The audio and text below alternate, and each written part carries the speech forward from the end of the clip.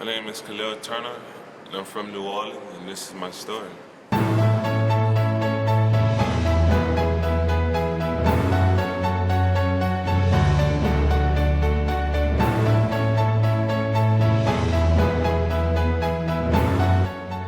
Well, my family's small.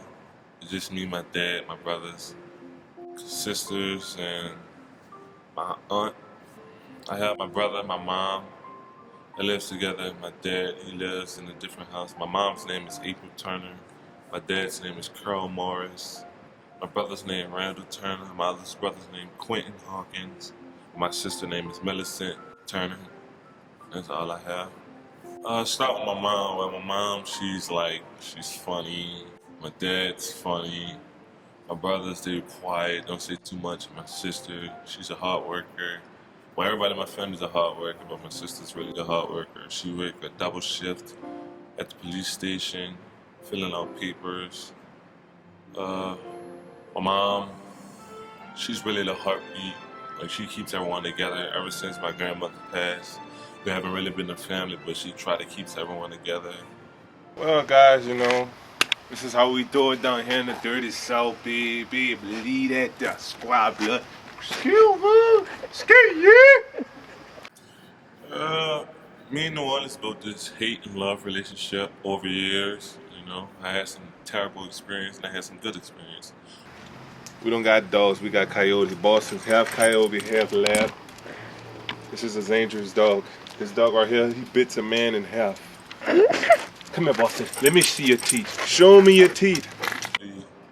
Playing high school basketball down there, it was just so off. Like, my skills was getting rusty. I didn't learn anything. Everything was turning out bad. Also, some of the good experience was I got to play in front of my hometown. So yeah, that's a good thing.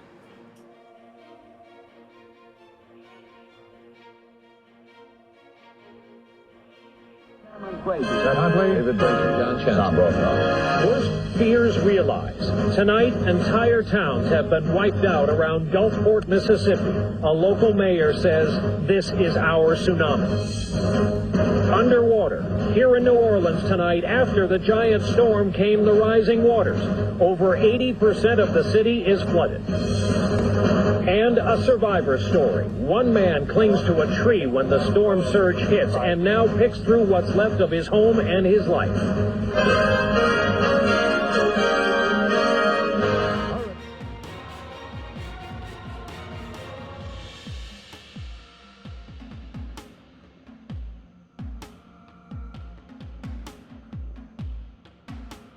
I was only, I think, 5 when Hurricane Katrina hit.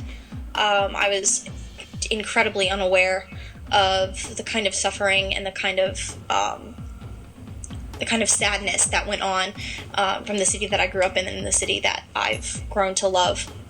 But I learned later I heard all of the terrible stories. My friends have memories of losing their homes, of losing their pets, of losing family members. I was lucky enough to not have to see that.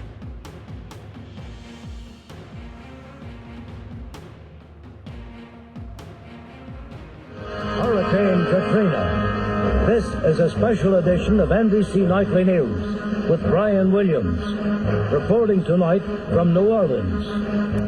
The damage here along the Gulf Coast is catastrophic. There's a frantic effort underway tonight to find survivors. There are an uncounted number of the dead tonight.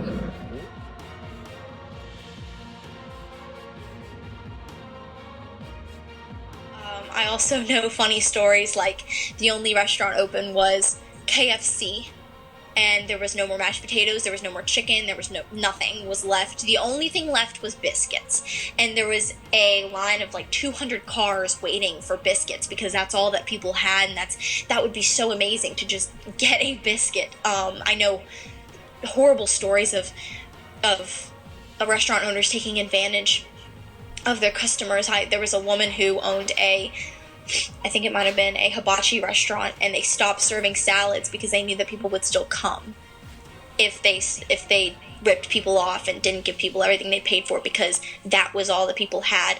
There's stories of of heroism, and then there's stories of villains. And I think Hurricane Katrina really showed who people were on the inside, because in the times of most suffering is when people's true identity shows.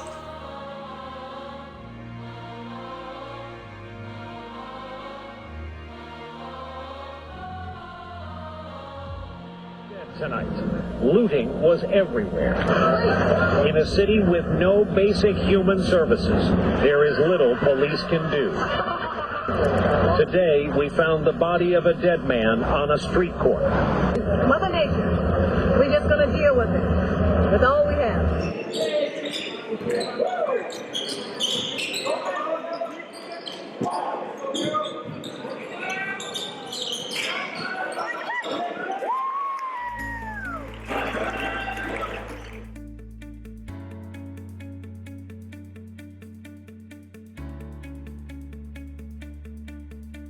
We was at a game, I think this was, and we was in New Orleans, and we was watching the Pelicans.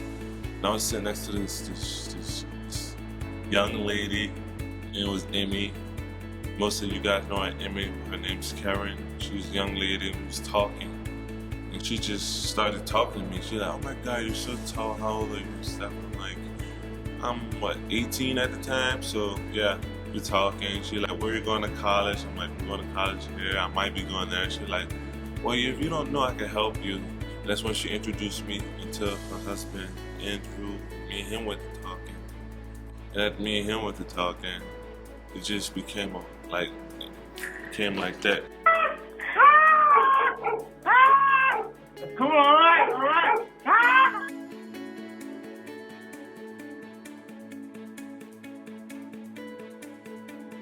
The next day, they invited me to dinner, and that's when I came to the house, ate food, talked about recruitment and stuff like that, and how they wanted to help, and how I was willing to just accept guidance at the time, because at the time I was lost, and the rest is history. We just became family after that. At first I thought it was kind of weird, this person coming into our life, and I'm told we have a new family member, and not knowing much about it. So it seemed a little awkward at first.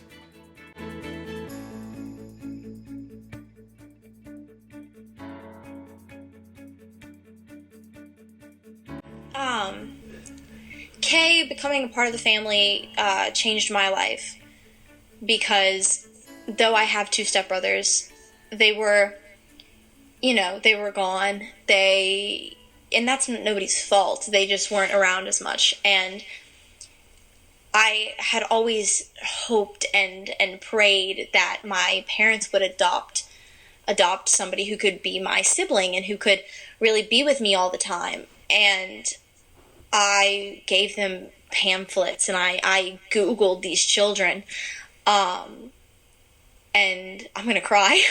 And I Googled these children and tried to find somebody that could become a part of the family. And it just never happened. Life is so busy, you never really realize that until you stop and think about how little time we really have. So that didn't really work, and I had kind of given up on it. I'm going to college in 2 years. There's not really time for me to bond with a younger sibling, is what I assumed.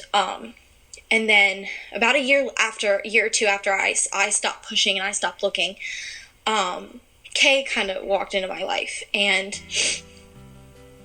it wasn't what I ever expected, but it was more than I could have ever dreamed, because he has been such an amazing fortifying person in my life that I feel like I can always go to, and who will always be there for me.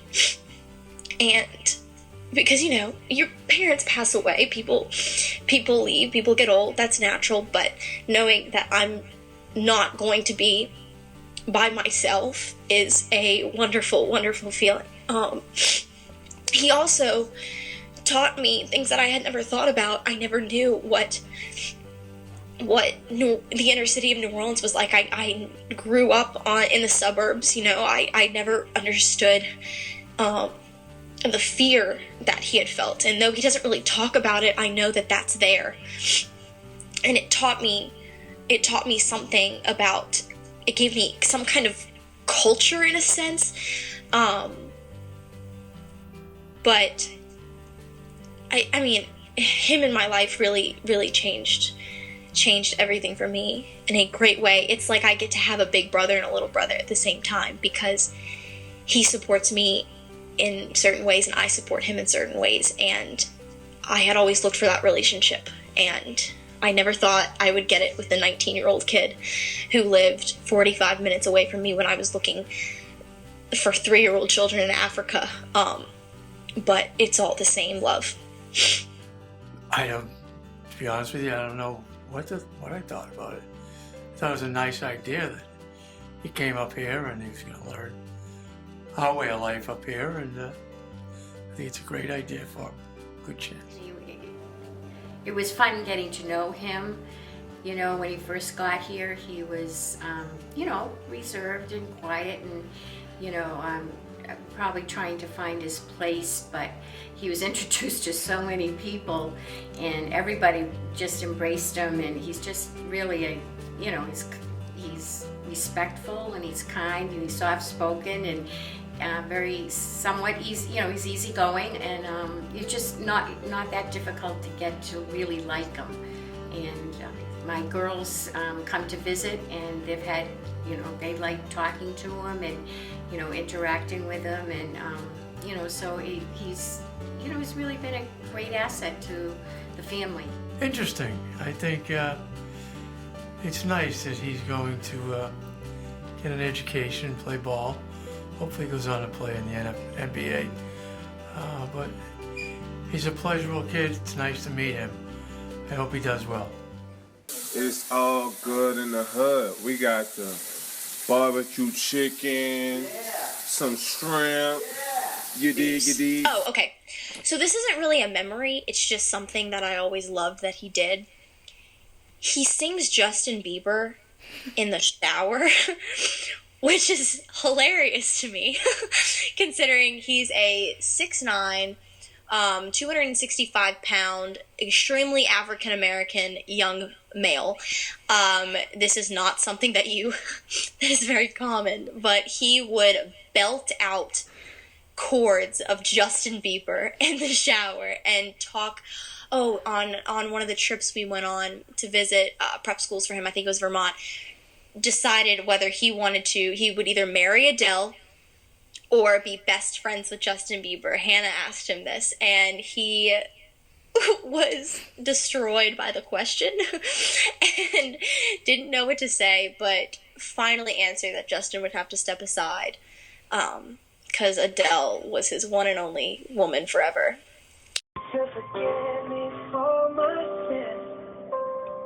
You gotta watch how you throw dirt on Justin Bieber. So I guess one of my favorite memories is we have a 7-foot tall guy, and we take him out on the boat in the middle of the ocean, and he's afraid to swim. And he would not get in the ocean jumping off the boat unless he had a 5-foot Hannah who jumped in with him. And I thought to myself, how is Hannah going to save this 7-foot guy if he needs help? But he had that trust in her and that bond in her, and he trusted her. He jumped in the water. And after it was all done, I said to myself, oh boy, she can't help him.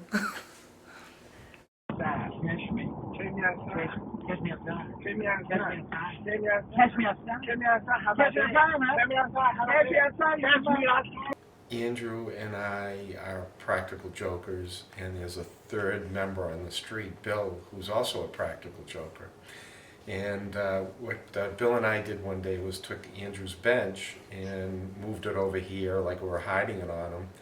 And it took a few days before they figured out that it was missing, but when they did, retaliation's got to take place.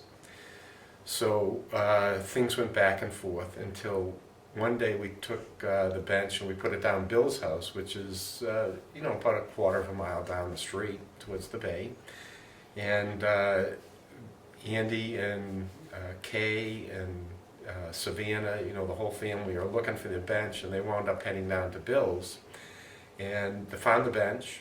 So Andrew's carrying the bench back, and he's looking down the street, and Kay, who wanted to participate in these practical jokes, actually picked up his mailbox right out of the ground and base everything, and is walking down the street with the mailbox in his hand, and put it in front of my house, and we started getting mail delivered to the mailbox. It was actually pretty funny, but you know, those practical jokes just kept on going on, and just having Kay part of it was actually pretty funny. My favorite hobby to do is obviously basketball, but other than basketball, I love to sing. Love to play tennis sometime. I don't love to play tennis, but I love to sing though. It's one of my favorite hobbies. I got an album coming out, Chocolate Drop. Make sure y'all get it. Oh, and like I said, Kay, completely quiet, didn't really want to talk the first few days, had to work to get sentences out of him, and then he just wouldn't shut up, ever. And I would yell at him in the car, please stop singing, shut up, you're irritating me. It was like we became siblings in 2 weeks, because he went from so quiet to constantly singing the same song, the same line of the same song in the car, where you can't get away from him, and just ask questions, talk constantly. And I mean, I act like it was annoyance, but really I loved it. Everywhere, like a woman with a broken heart. Praying to a sky all black, looking at the stars like they've been in stars. Well, I just remember that he did cook for us one night. There's a crowd over at Andy's, and he cooked his special chicken recipe with rice, and southern chicken recipe with rice, and it was so good, and he was, you know, so happy to do that for everybody, you know, and we really enjoyed it. And you don't see many men that you know, can cook and cook such a delicious dinner. I've been in the kitchen, whipping, well, I've been chefing at mixing with my lesson. Water whipping and I'm stirring.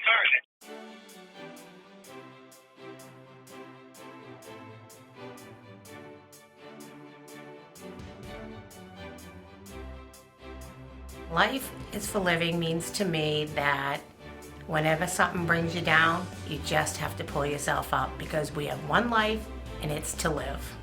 And Uncle Andy's quote has now become our family quote. The life is for living. Everybody is given just, you know, a number of days to be on this planet, and unfortunately,